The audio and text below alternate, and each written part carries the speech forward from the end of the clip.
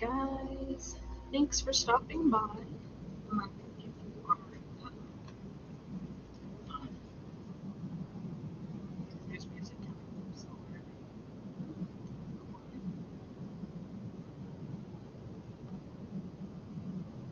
that's where because nothing's playing anymore, but the music is still.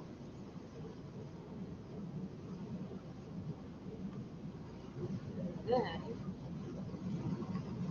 what's this? Okay. Huh.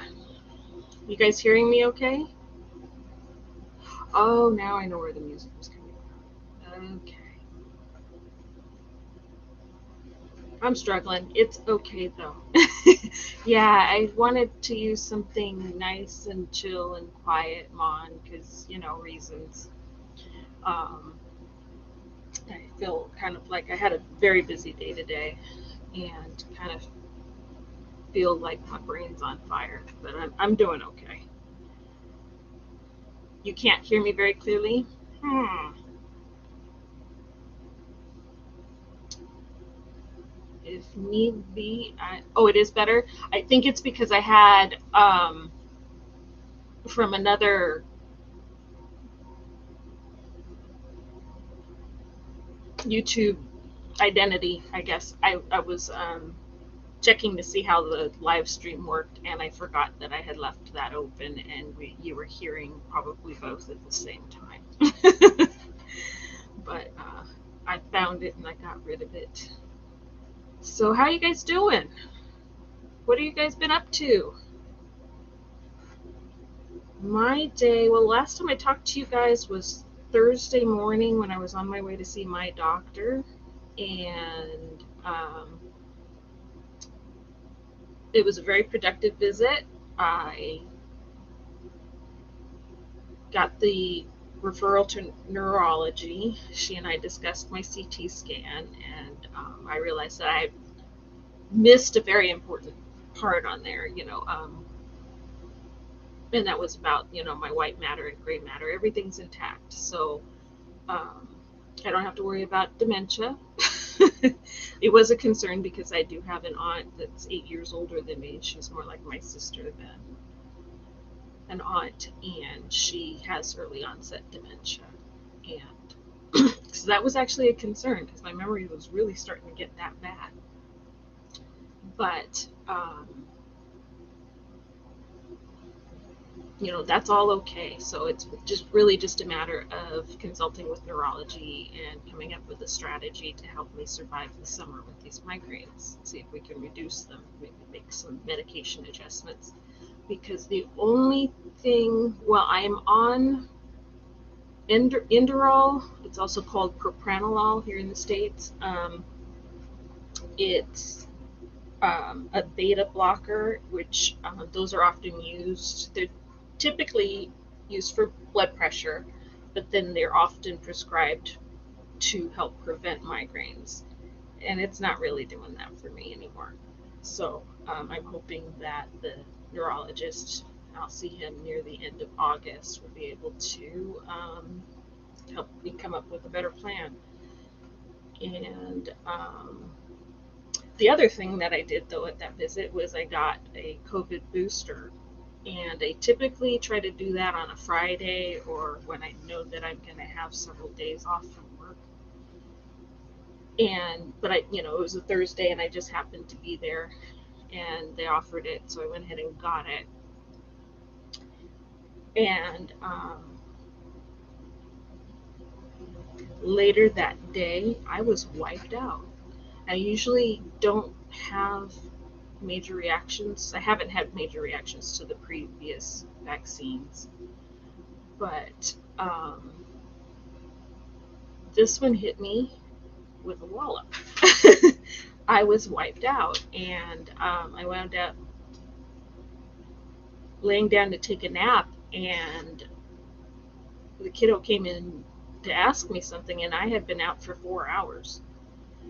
So, I, I just figured I was tired that day because I hadn't gotten very good sleep the night before. But then the next day at work, I taught a class in the morning, and because I'm talking and moving and things like that, I didn't really notice anything at that time. My arm was a little sore. That's gone now. But when I got home from work, I crashed again, and I slept from, I want to say it was about 6:30 p.m. until 11:30, or I think it was about 11. It was like I woke up just as cricket was going live, Giants met, um, on Friday evening, and uh, again wiped out. Slept all day Saturday. Managed to get up. Hey, Sir Crepitus, blessed to crochet. Hi, Mary. Good to see you. Um, and yeah, wiped. I was just wiped out most of the weekend. I managed to get a little laundry done yesterday, but that was about it. And then today was more appointments. Because in addition to trying to figure out how to keep the migraines from making me lose my mind during the summer months here in Southern California, um, I also deal with, I have a, between L5 and S1, I have a compressed disc between my vertebrae. And the way it's compressed, it creates sciatic pain. Mine runs down the side of my hip and my leg, and some days I barely notice it. Some days it's not even there. Other days I'm practically dragging my leg when I walk. I can't sit for too long. I can't stand for too long. You're going to see me probably shift my position a few times here while we talk, um, just to try to remain comfortable. So this morning I had my first, well, back to Thursday, my doctor, previous doctor had sent in a referral, not a referral, an order for x-rays, 3-view of my lumbar and sacral spine.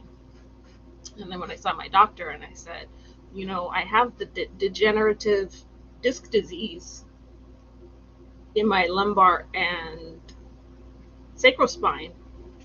I'm pretty sure it's in the cervical and thoracic as well, but nobody ever looked there. They focused just on my lower back.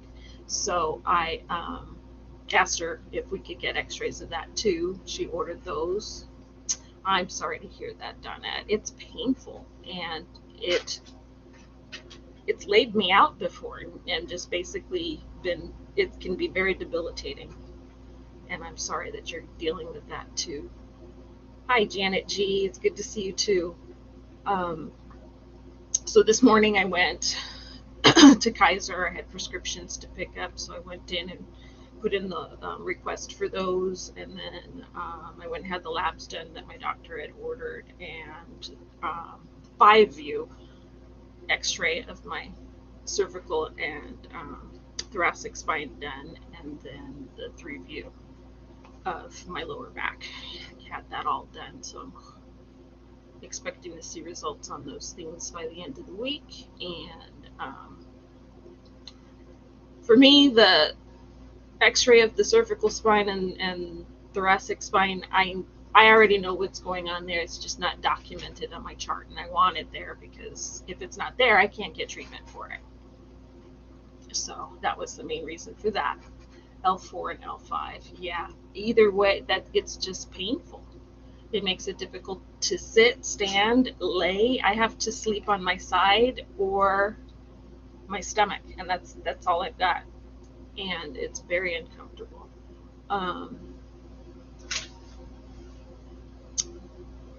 I also had physical therapy this morning. It was supposed to be my eval, and when she saw how tight my muscles are on the left side of my spine, she went ahead and started some treatment and then gave me some exercises that I'm going to start doing, because I've got a lot of weakness now because of all the pain. When you walk for 15 minutes and then you're in severe pain, all you want to do is turn right around and walk home. And it makes me hesitate because I actually worry. Am I going to get out there and start walking and then have to call a Lyft to bring me back home because I'm in too much pain to walk back home? And things like that. So it's kind of inhibited me from doing other self-care things that I need to do. So I'm glad I got all of that started, and hopefully on C1, C2, yeah, I have some dysfunction at C1 and C2. And for those that don't know, C stands for cervical spine. That's our neck. C1 is actually the base of our skull, where the first intravertebral disc is, and then C2 is the beginning of the spinal column. And classically, they're referred to as atlas and axis. You think of the Greek, or yeah, Atlas was a Greek god or demigod holding the globe. So Atlas would be the globe, our head, and axis is the C2 holding that up. And I know that's a source of my migraines. And lately, the way the migraines have been forming, where it's been strange, is that they're starting at the back of my head and here in my neck, and then spreading this way and doing all kinds of wonderful things. So I feel hopeful, and I'm looking forward to, it's going to be some hard work, but I'm willing to do the work to see if I can strengthen my core and my hip muscles and improve my function, because I'm not ready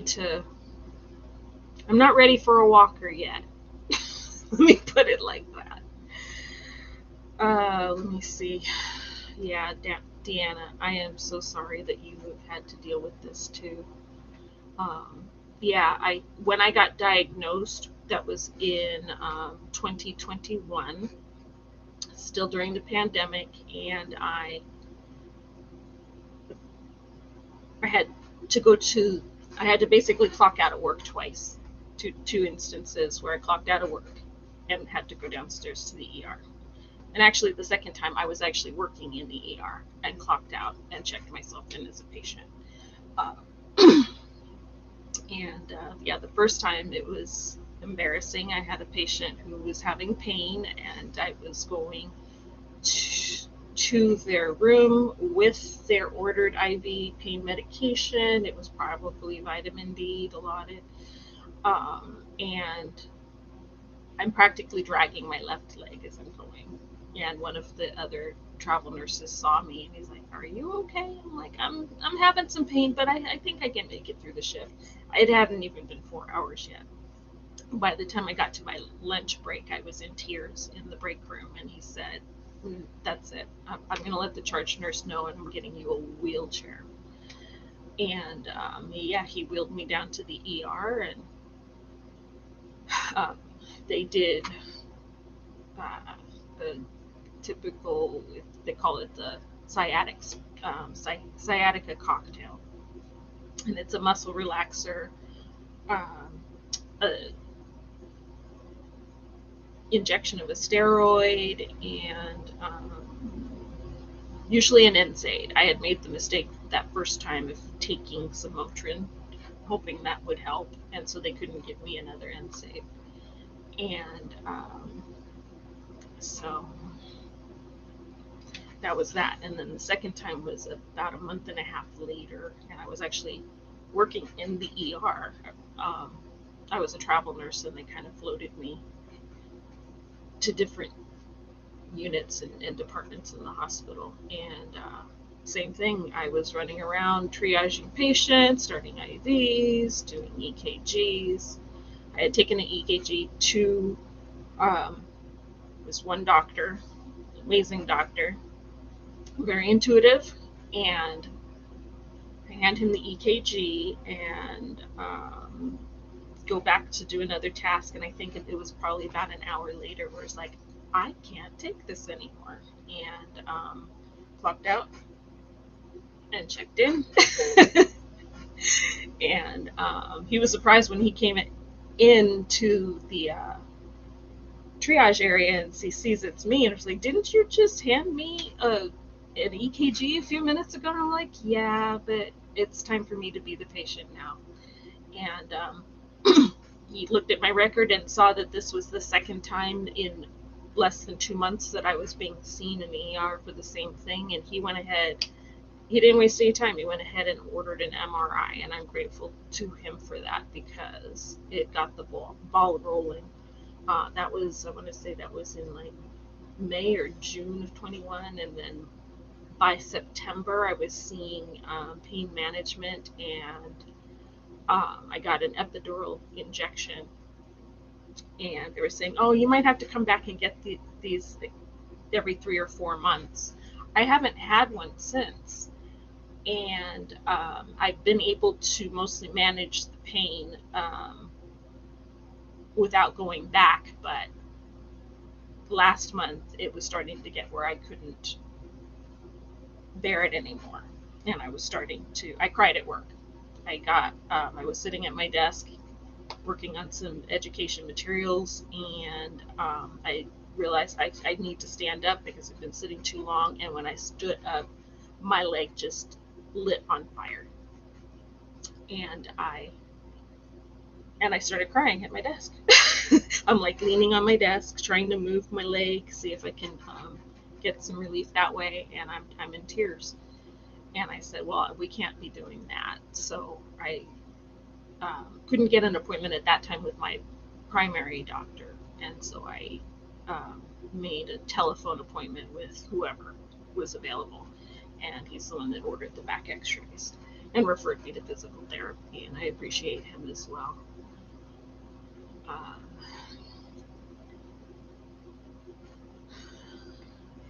Okay, so Sir Crepitus said spine injuries are just awful. Mine is not even that severe, and I have problems all the time. So sorry you were dealing with this. Yeah, and I know there are people that have worse spinal injuries than I do. One of my best friends is a quadriplegic. You can't get much worse than that. And yeah, the pain is real, because when you think about it, your spine, almost all of your cranial nerves run down your spine. So these cranial nerves they're nerves that originate in the brain and then travel down the spinal column and then out to the parts of the body that they run. And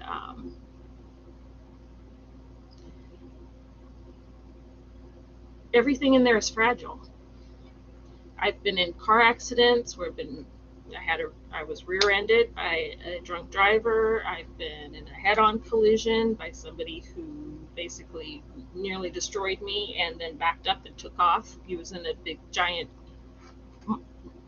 lifted truck, and I was in a little Volkswagen, a '69 Beetle, and his car won. My car and I lost, and so I've had injuries that way, but I think probably what's been the worst for me is that I have scoliosis, and I also have lordosis, where I have an exaggerated curve in my lumbar and sacral spine. So, I was teased a lot when I was a kid, told that I walked and looked like a duck. And so I thought, well, why don't I use my muscles, tilt my pelvis, and correct the curve in my back, and then everybody will leave me alone. Well, what I wound up doing, because when you do that most of your life, starting at the age of like 10, I wound up actually compressing my own disc right there by trying to force my body into what I thought was correct.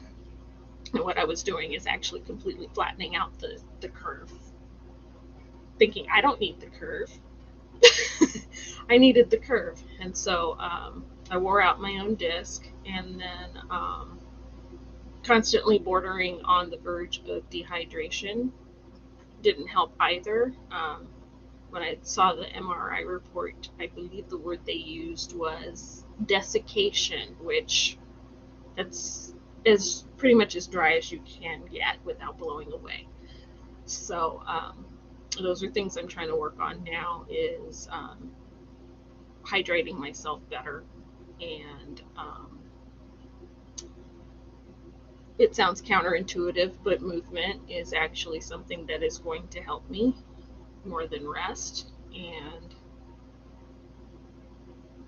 so, yeah, but that is one of the reasons um, that I'm not doing bedside care right now. As Janet commented, this it does make work hard as a nurse. I can't do all of the standing and lifting that I could before this got so bad, and I miss it. I really, especially during the pandemic, I say that, I did my first two new grad years in in peace, and then but it was battling against COVID starting in 2020 that really tested me as a nurse. That's how I found out what I could and could not take, and I found out I could actually take a lot. I had to think fast on my feet. I had to, in that situation, everybody was critical, and I'm not a critical care nurse, but I had to be able to quickly recognize when somebody was starting to decline and get on it so that we could get them the help they needed before it was, at the point of no return, which with COVID often came so quickly. So, yeah, um, Pamela, I'm actually familiar with the benefits of swimming, um, but I'm not a very good swimmer. Years ago, a friend and I rented a condo together, and the complex had three different pools, and one of them was right outside our unit. And I had taken swim lessons, and so I would practice in there, and it was just sort of accidental. At this time, I was a court clerk, and I would come home and I would, just it was a small pool, so I would just go back and forth a couple of times with the kickboard. And I discovered all of a sudden that my back was feeling better, and I wasn't having to call the chiropractor at all. And so I do know there are great benefits, because it's as close to zero gravity as you can get, no impact on your joints, and a great way to strengthen back muscles and core muscles as well. So where I am now, I don't have direct access to a pool. Um, the kiddos, her cousin lives walking distance from us, actually, in some apartments, and she said I could use their pool at any time. And then my best friend is around the corner, and same thing there. She lives in condos, actually across the street from the ones I used to live in, and she said I can use theirs too. But when I don't know, it just kind of seems like a hassle. I get a call, find out if they're there. How can I get the key to the pool? And so I just don't do it that much. But I should make an effort. And then I think there's um, the kiddos' Nana, her sister, and her husband have a pool in their backyard, and I could literally just show up and they wouldn't even care. Um, but it's easy to make excuses. Say, oh, they're on the other side of town, or Sarah's busy and I don't want to have to bug her for the key and things like that. So I got to stop making excuses and just get it done. But I'm going to start with the getting into the physical therapy, doing my exercises twice a day like they asked. I'm going to try to be a good girl and do what I can with that, and then see if I can work out things with cousin Allie and my bestie Sarah, where I could get into their pool and try to get the benefits of that as well. Let's see. Sir Crepitus said, my father had to have back surgery with 2 fusions. He will never be 100% again, but much of his pain is gone and his leg is much better. No more weakness. I hope you find relief. That's good to hear that the surgery was effective for him. I heard horror stories, but then as a nurse, I saw some really positive things from laminectomies and the fusions. My sister-in-law had a negative experience with fusion in her cervical spine. Wound up having worse pain for a while before they got her into physical therapy, and she got better. And I've never had a major surgery, and I can't get excited about it. If I had to do it, I'll do it, but if I can avoid that and prevent going there, I'm going to do everything in my power to. Deanna, it's crazy. In healthcare, often we'll find ourselves in situations where there really should be 2 or 3 of us doing something, but we don't have the staff or the support, and we get injured. And that is a shame. And I'm sorry that happened to you. And thank you for being a CNA. CNAs are some of my favorite people. I was never a CNA. I think that CNAs that go on to nursing school wind up being some of the best nurses. And I rely heavily on CNAs when I was working in the hospitals. And I learned stuff from them. And, very important part of the team. I'm sorry that you were injured in that capacity. And Donette, you got hurt on the job in 2021, the day before your 55th birthday. Torn rotator. Oh my gosh. I am so sorry about that, Donette. That's rough. What type of work were you doing? I mean, wow. That's like devastating. But, don't feel too bad for me. I'm still able to get around. Oh, you were called Ducky too? Oh my gosh. Yeah, and things like that. People don't realize how much things like that hurt. People do not realize. They think they're just teasing. I don't let anyone tease my kid. She's a lot like me. You would think I gave birth to her. And I think it's probably a feature of complex PTSD where we just don't take to teasing very kindly. And she'll react. I wouldn't even say anything because I was also told I was a crybaby. So you get teased, you start crying, now you're a crybaby. Can I win somewhere? So,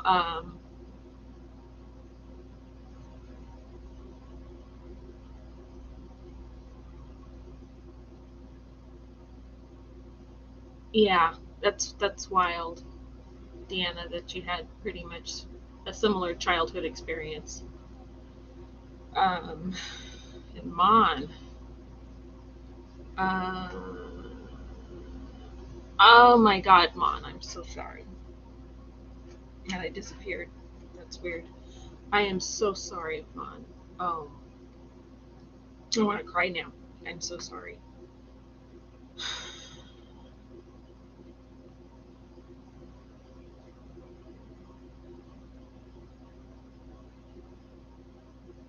Thank you, No Face. Um, and thanks for coming. I'm glad you're here. And thank you, Sir Crepitus. Please hit the like button while you're here. And if you're not subscribed, please do. Um, I'm still growing my little channel and still trying to find my direction here, but I just kind of right now talk about whatever I want to talk about. I'm bummed because something came up in an. Oh, I remember what it was. Um, yeah, during Reese's live stream earlier, the topic kind of came up in the chat, and I kind of wanted to talk about that, and then I forgot it, and have been trying to remember what it was, but now I remember. Thank you. Let's see. And I appreciate you guys for being here to support.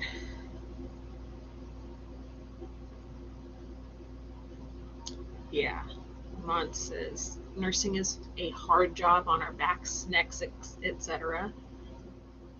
Let alone adding patients to the collection can be very hard. Um, I don't know if I talked about this here yet, but a couple of months ago, um, the clients that we have where I work have intellectual disabilities. And one client that had one that was pretty severe, I was trying to get his vital signs because he had had a little fall. And I failed to take into account possible sensory issues that he had. And his actual nurse, she was not on campus that day, which is why I was there to assess him, failed to tell me that he likes to pinch people when he's upset. And I still have healing bruises on my arm from where he pinched. I mean, he grabbed and twisted and left a thumbprint and then like an arc of bruises around it. And that was just a little thing. I call it little just because he was just he felt like he was protecting himself. And I understood why it happened. I don't even think I cried out. But assaults on nurses and other healthcare staff, it's a real problem worldwide. And they give us some tools, what to look for. It's basically on us to watch out for our own safety. And then nothing really happens with the patients. I didn't want anything to happen with this particular client because, like I said, I understood where the action came from. And so I don't blame him, but some of the stories that I see in the news of things that have happened to nurses, it's absolutely horrible.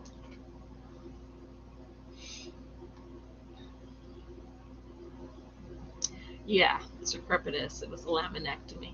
I have a good friend. He's actually a critical care nurse practitioner, and he had an old injury that got completely out of control a couple of years ago and wound up having to have a laminectomy. And he has a YouTube channel. His name is Sean Dent. His YouTube channel, I don't think he's active on that anymore. He's mostly doing stuff on Instagram now. But anybody who is in nursing or considering nursing, especially if they want to be a nurse practitioner, I highly recommend checking him out, um, because he's got a lot of experience and loves talking about being a nurse practitioner, particularly in critical care. And he was my mentor when I went back to school to get my registered nursing degree. And I mean, literally, when I took the test to get in, he was the first person I called and said, I screwed up so bad. And he talked me down. And um, he's been a good friend to me. And let me see if maybe I'll put up his link. I'll do that in a little bit. Don't let me forget. Let's see, Donette, you're a teacher working with a developer, and okay. Okay. So you're working with the same population that I work with. At the same time, I got assigned to intermediate department and was asked to do some work I shouldn't have been doing it. Oh my lord. Yeah, that is terrible, Donna, and I'm so sorry. And I hope they are taking good care of you in workers' comp or something. Developmental disability. Oh, oh, Donnette. Oh no. I really hope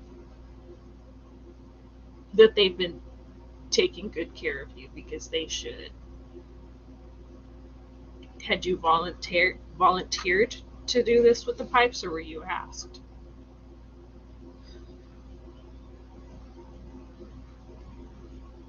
Pamela, yeah, you and I have talked about that. That's why the kiddo is in online school now, because it's way too much. It's just too much. So, no, just a little behind on the chat. Let's see.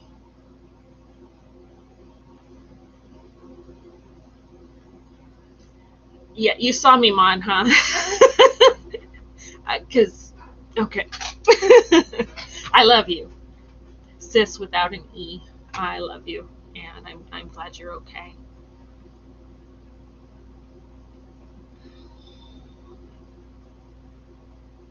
Put this up. Oh, Secrepitus. And you've said this before. I really appreciate you saying that, though. Um,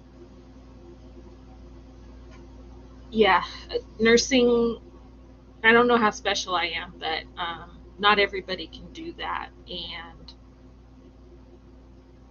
um, my grandmother was an LPN in Arizona when I was a kid. She actually was in her 50s when she went back to nursing school, went back to school for nursing.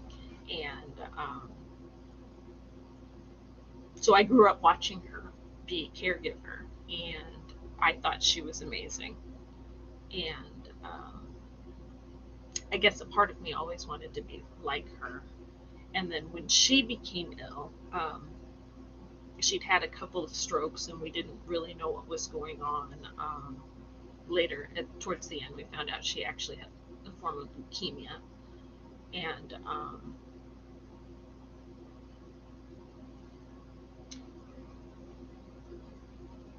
but I wound up, helping my aunt with her care. And she did pretty good. She, after the first stroke, she just kind of had some balance issues, but otherwise not a whole lot of deficits. Uh, and I kind of probably enabled her. My aunt was trying to take all salt away from her. I wasn't even considering nursing at that time, but I knew that I didn't think no salt whatsoever was totally good. And one day she was craving French fries, and I got her some French fries. Especially because I didn't think we had that much time with her. I could see her declining, and I'm like, why deny her some French fries? She had worked hard all of her life. She literally worked up until that first stroke. And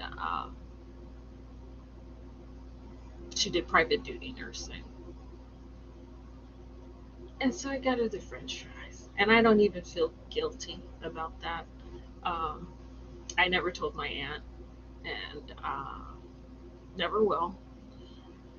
But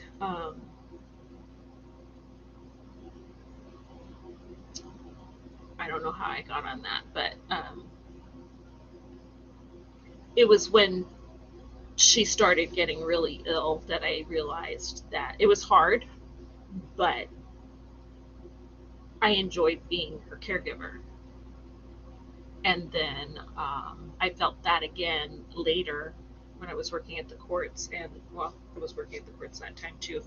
It was, I think, about 3 or 4 years later when my friend Linda was in that terrible accident. And once again, I found that I was happier when I was caring for somebody else. And so I went for it with her encouragement and encouragement of her family and my family and a lot of people around me. So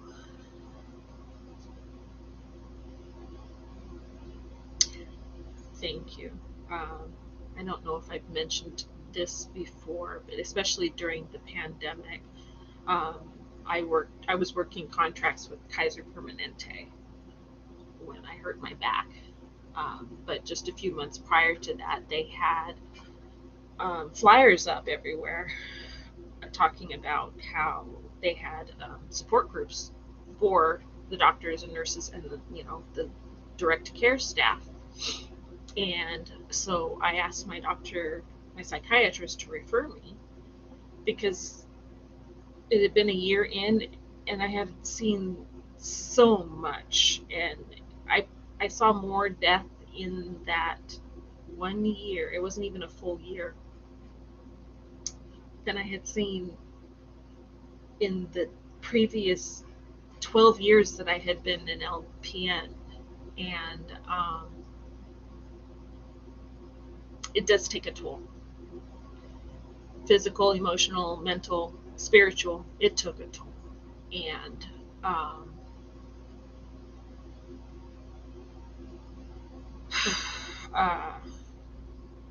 I joined the support group, and of course, because of the pandemic, it's virtual.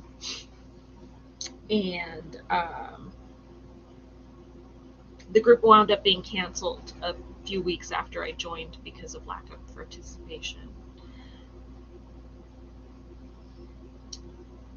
Because nurses, we can be the worst.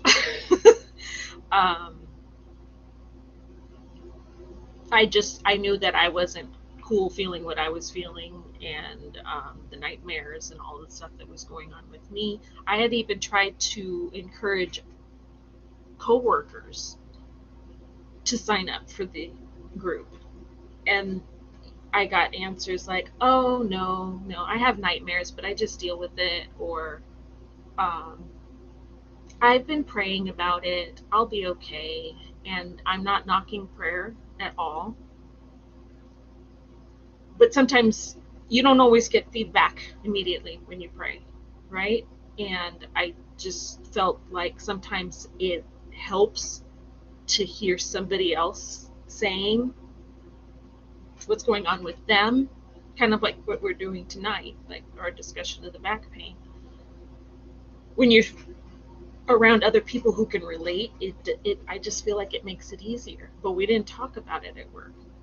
We couldn't. There was no time. We're staring at the monitors and trying to figure out which desatting patient we should run to first. And yeah, nursing on a normal level is very challenging emotionally and physically. And nursing during 2020 and 2022 and 2020 and 2021, that's what I'm trying to say. Nursing then, it was like being relief worker in a war-torn area. And I'm not kidding, because a lot of the stuff we had was makeshift. There were so many layers to it. I could probably do a series on it, but I don't want to. So, but thank you guys for recognizing how difficult and actually downright painful sometimes that nursing can be. And Marla Dillard, hi. Thanks for coming out of lurking mode for just a little bit.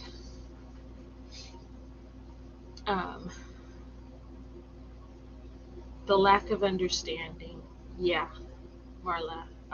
And I think that's been hardest for me. In fact, today on Facebook, in my Facebook memories, or whatever they call it, a post from 4 years ago today had popped up, and it was a picture I had posted of me wearing my PPE. I think I had goggles or a face shield on and the mask, and my hair was covered, sort of. And I just I was pissed off and bedraggled because I got reported on a patient that was coming up from ER. And yeah, so his stats have been poor, but he has a pretty good prognosis, and and they sent him up, and the man had undiagnosed obstructive sleep apnea. He kept falling asleep while I'm trying to get his information to admit him to my floor. I'm having to wake him up, and I'm having a hard time waking him up. So not only does he have COVID-19 pneumonia, which is tanking his oxygen saturation, he also has obstructive sleep apnea with pauses that were 5 seconds to 10 seconds long. He would drop into the 70s, and he was literally freaking me out to the point where I called back downstairs to the ER, and I said, "Whoa, did you guys not notice?" The nurse had told me in the report that he was really drowsy, but they just kind of blew it off as he's sick. How do you not notice that the man is stopping breathing at least 8 times a minute and is not breathing for like 5 seconds each time? How do you not see that? And I kind of politely, in my own way, I would just let doctors know how I felt about things, because I was a contractor, and if they told me to get out, it was a pandemic, I knew I was going to get another contract the next day. So I didn't even worry about that. I would advocate, sometimes a little viciously, for my patients, because that's part of my job. And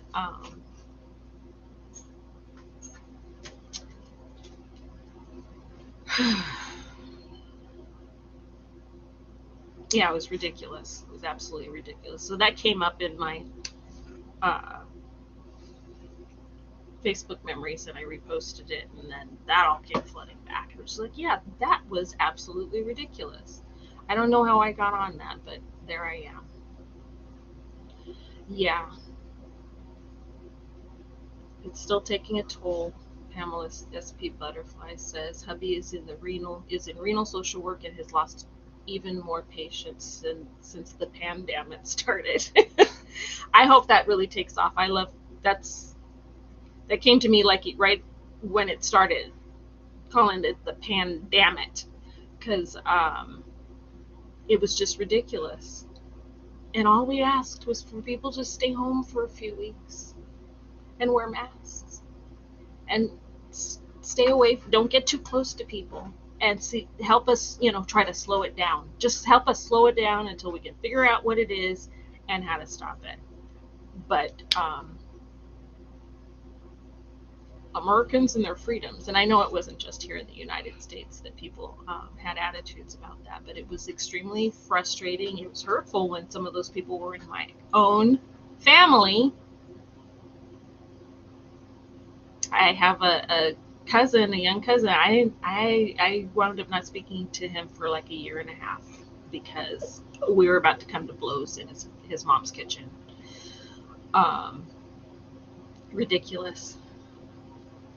We do Cirque Repettus, and it's very much to our detriment.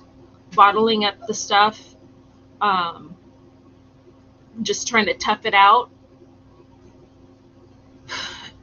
and and bottling it up. I was having a conversation with somebody else about bottling up our feelings. Eventually, that bottle's going to explode, and it's never pretty when it does that.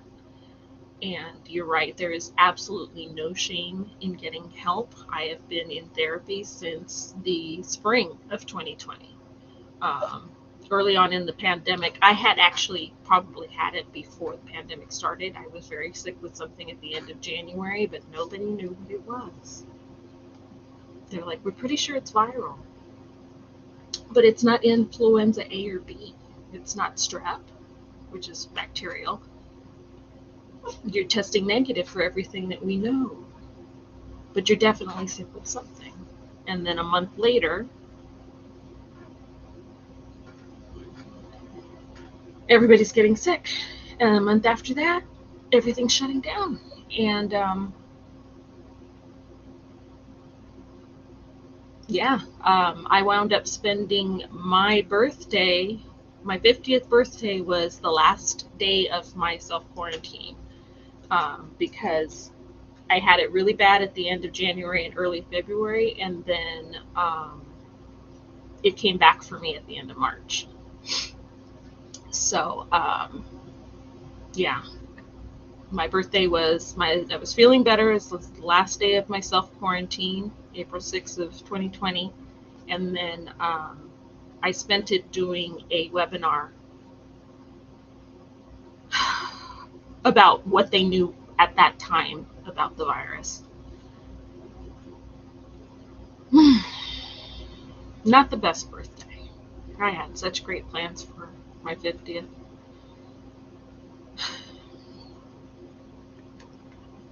Let me see. Marla says, now way behind in the chat again. And what time is it? Okay, it's 10:28. Oh, I'm not that far behind. Marla says, I have one of those ghost photos taken of my grandma through the window of her assisted living home. I'm sorry. Stuff like that was heartbreaking to me. Sorry.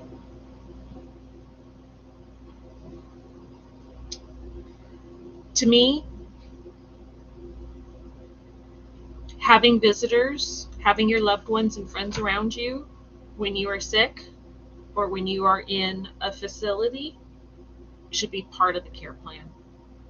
As long as they're not stirring things up and making you feel worse, I want family members there. A lot of nurses just want the family to get out so they can do their thing. I would campaign with, before the pandemic, and actually with one patient during the pandemic, campaign with the charge nurse and even the house supervisor if I had to, for a loved one to stay if I felt it was actually helping my patient. And as long as they weren't getting in my way, and I usually was able to develop a good rapport with them, and as long as you were communicating with them, you usually don't have any problem with the family members. But so many nurses just feel like they're in their way or asking too many questions, and it's therapeutic, I believe, to have your loved ones with you. And seeing so many people separated from that, and people having to say goodbye on Zoom, on an iPad, or through a window,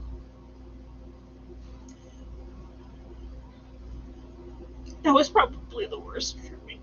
Sorry, I'm sorry. Um, yeah,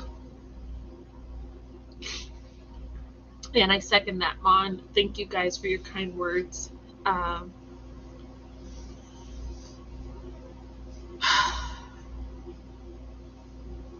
yeah, thank you.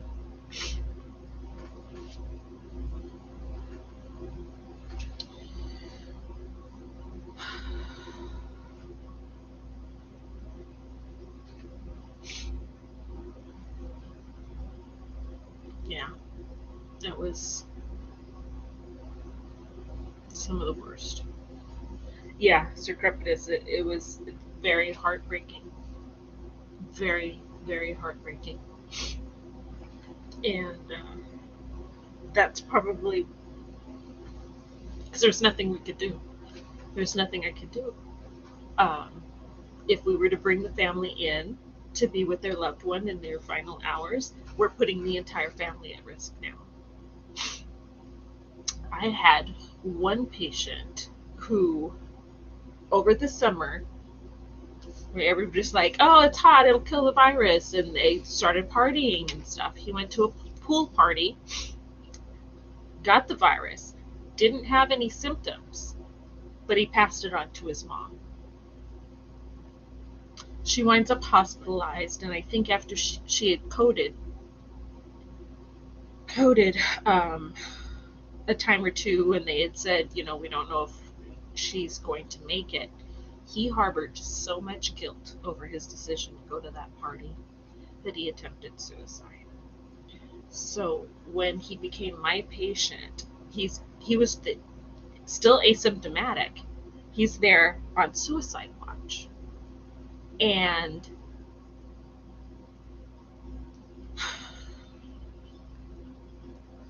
that poor kid, I really hope he made it. I don't believe his mom did, because the night that I had him, 3 code blues were called for her. We could hear them. He's there in the exact same hospital his mom is, and hearing them call codes for her.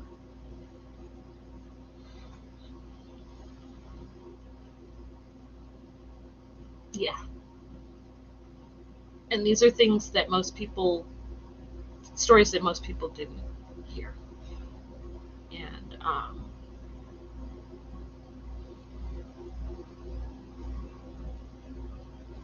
I hate even having to tell people, but this was the reality that we were living with.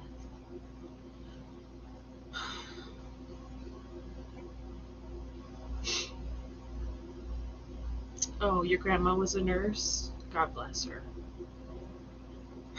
I think probably one of my least favorite stories was early on in the pandemic. She had been a nurse, career nurse, went on to be a nursing instructor, and then retired. And then when she saw the desperate need, she went back in, and a few months later developed COVID pneumonia, and she died. And there were a lot of stories like that. People who jumped into the fight because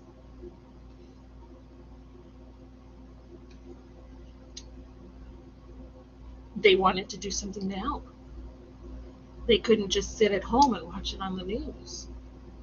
And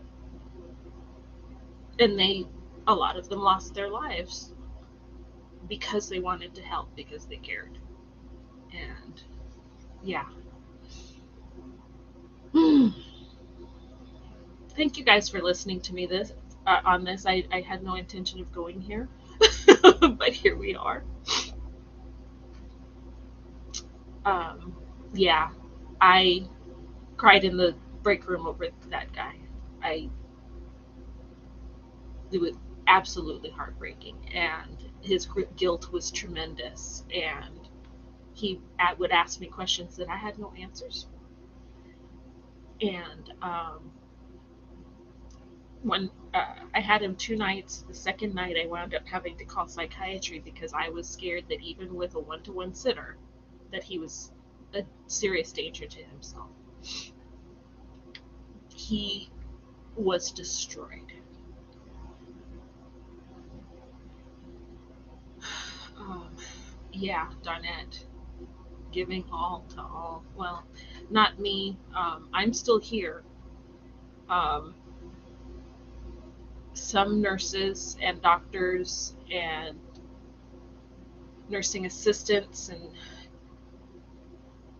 respiratory therapists literally gave all. Thank you, Mon. Yeah, and we have to talk, but we just want to hold it in because we think we should be able to handle this. We've been trained, but our training doesn't cover the emotions. The training doesn't get anywhere near that. You will have what, maybe one lecture about a dying patient and the effects that it could have on us, but the focus is typically, and the majority of it should be, on the dying patient and their families. But the thing is, we get left out in the cold because we're providing support to them, and then there's no support for us. So it is important that, really, regardless of your situation, if you are having difficulty emotionally, find someone to talk to. There's always someone. Because, yeah, we need to find a way to work through the trauma. And this is trauma. I have trauma from childhood stuff. The pandemic wound up becoming another acute trauma. And then things that happened after that layered on top of that. And I've been blessed in the last 4 years to have had several therapists who, once they realized that I was in a place where their training could not help me, they didn't try to just, hang in there and figure it out for billing hours. They would tell me, I think you need to talk to a specialist that deals with this. I think you need to see a therapist that deals with that. And they would make sure that I made it to the right person. And I'm still here because of that. Not gonna lie. I am still here because of that.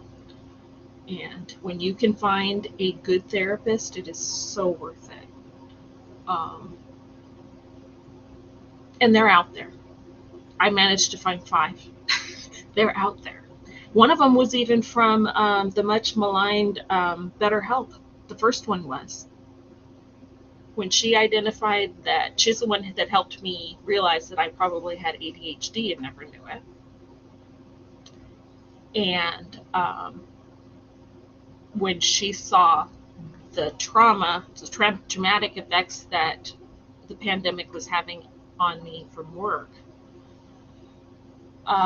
that's when she recommended that I speak to someone with more experience with trauma.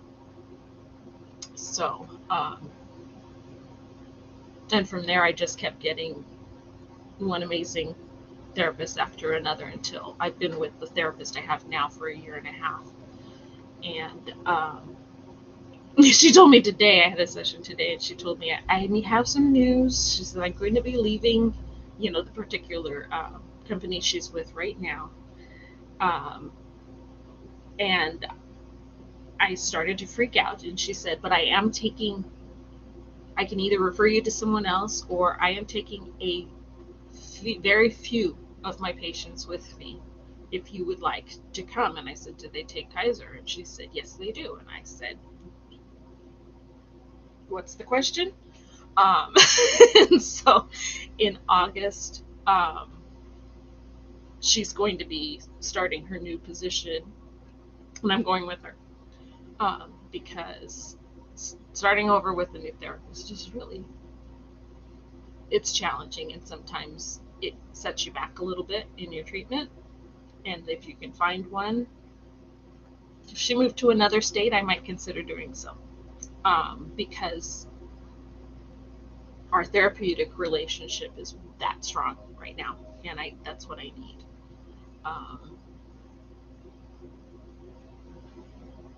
So if you're having trouble, even if it's something that you don't really think is a big deal, but if it's causing you any kind of stress or distress, find somebody you can talk to about it. So Crepitus says, Dawn, yes, there's no way to teach someone how to cope. I was lucky my department had a psychological services division where we could get help for free. Doctor-client privilege still intact. That's awesome. That is so valuable. And there are a lot of companies and jobs out there that have employee employee assistant programs where they can offer you some free therapy or free counseling and things like that, and referrals. And most people don't look into that or take advantage of that, and they really should. So I'm pro therapy. I know a lot of people don't, and there's so many different kinds of therapy, especially for trauma, than just talk therapy. One of my therapists actually referred me to a therapist that was certified in EMDR to get through the acute trauma of Kimberly's death, and God bless her for that.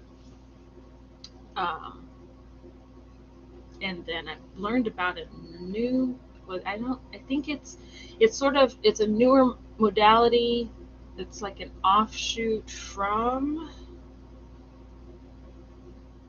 EMDR. It's called brain spotting, and I was reading a little bit about that today, and I'm actually kind of excited about it because I think it's gonna help out my kiddo and possibly me too. It's supposed to work actually a lot faster than EMDR. EMDR can take several sessions to process one event, and this is supposed to be give you the ability to process something in a single session, or maybe two. And so I'm looking into that to see if I can get some help, and maybe my kiddo can get some relief from the stuff that she's carrying around from the death of her mom. Yeah, I mean, when does that happen, Pamela? Yeah, because the thing is, we're like really starting to make some progress now. A lot of last year was damage control. We would start working on some stuff, and then something would happen, and it would need our immediate attention. To help me. Because after 2022, my coping skills were shot. My coping skill was primarily to go to bed, but I was an instant mom, and I couldn't do that because the kid needed me. And so that therapist was able to kind of help me keep my feet on the ground until I was able to get stronger with better coping skills. And my main thing was setting boundaries, because I was kind of letting people pull me in different directions. So I think you should do this, and I think you should do that. And eventually I said, I don't think I asked you. Everybody had an opinion about how to take care of the kiddo, but nobody actually wanted to be the one to take care of the kiddo. And I'm like, you guys asked me to do it. I am more than happy to do it, but I have to do it in a way that I think and feel and believe is best for her. Not, to do this because that's what your mom did for you, or no. No. What is bilateral DSR SGB? I'm going to look that up now.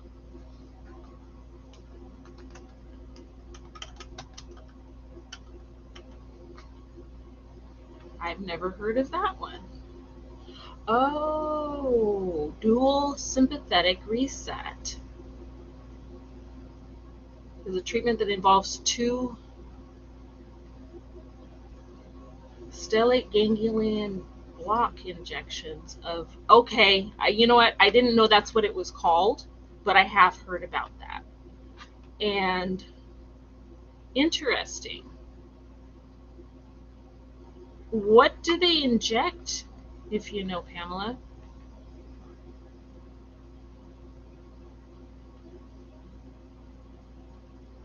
Yeah, that part. The stigmatization and the stigma itself. If you break your leg, you're going to tell somebody, and you're going to try to get help for that, right?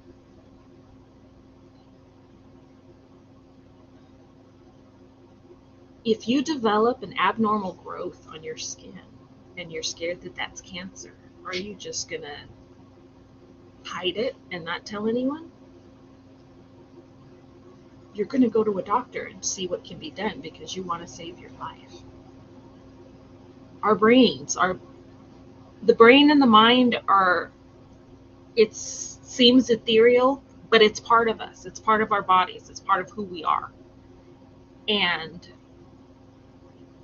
if it's not working correctly, it can threaten our lives. We need to go to see a doctor for that. We need to talk to somebody and get therapy for that. We need to sometimes take medications for that. And we should not be made ashamed of doing so. It doesn't make any sense. Someone close to me would use, well, what did your shrink say? And I made her understand it under no uncertain terms that I never wanted to hear that term again. That's something that came about in the early days of psychiatry. You know, oh, you're going to go see that doctor and get your head shrunk. It was disparaging, and to the doctor and to the patient.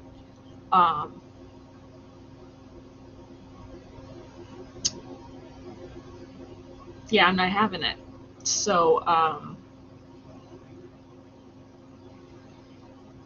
the stigma. And I think by having conversations like this, open conversations about mental health and trauma, we're little by little chipping away at that stigma. And I hope that we can completely eliminate that, because mental health care is just that. It's health care.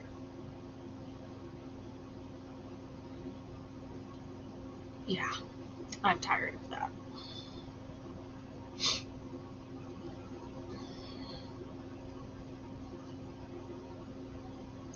Yeah. Huh. I might have to look into that. Okay, so the shots that Jamie Mustard talked about. It's like an epidural, but they use ultrasound to guide the needle placement. Okay. Interesting. All right, I'm going to leave that tab open and I'm going to research on that too. Yeah, because I am pretty much open to anything that's going to save my life and the life of my kiddo. Because depression it's a disease. And like most diseases, if it's not treated, it will kill you. So, um, I'm not trying to go out like that. And I don't want my kiddo to go out like that. And I want to find any resource that I think that will help her. Because she's a good kid. She's a beautiful kid inside and out.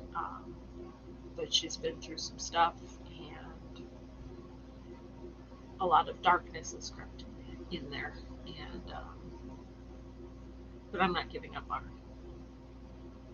I'm not. I can't. All right, you guys. I think I'm gonna go ahead and wrap up. It's about 10 till 11.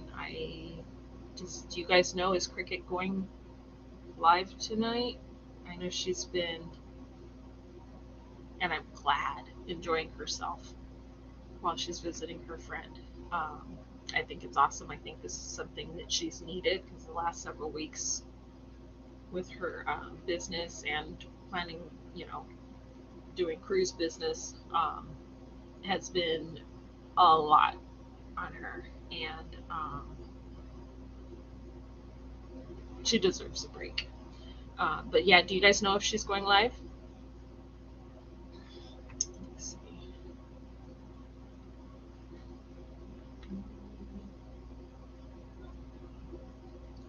Check. See if she has anything up on her community page. She knows now that she can't not go live and not say anything on her community tab, because we won't react very well to that.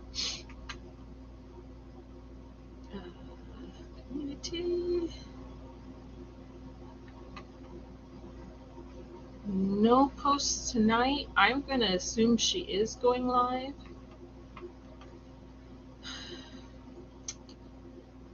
Marla, thank you for being here. Thank you, everybody, for being here. This isn't the conversation I planned on having, but I think it's the one that we needed to have, and I'm glad we did. Yeah, me too, Pamela. I just checked and I don't see a post, so I'm gonna assume, because if she forgot to post and went to sleep again, because I texted her and I know some other people did too, and people were posting on her Facebook wall and where are you? Are you okay? So I think she learned her lesson from that. She can't just ghost us.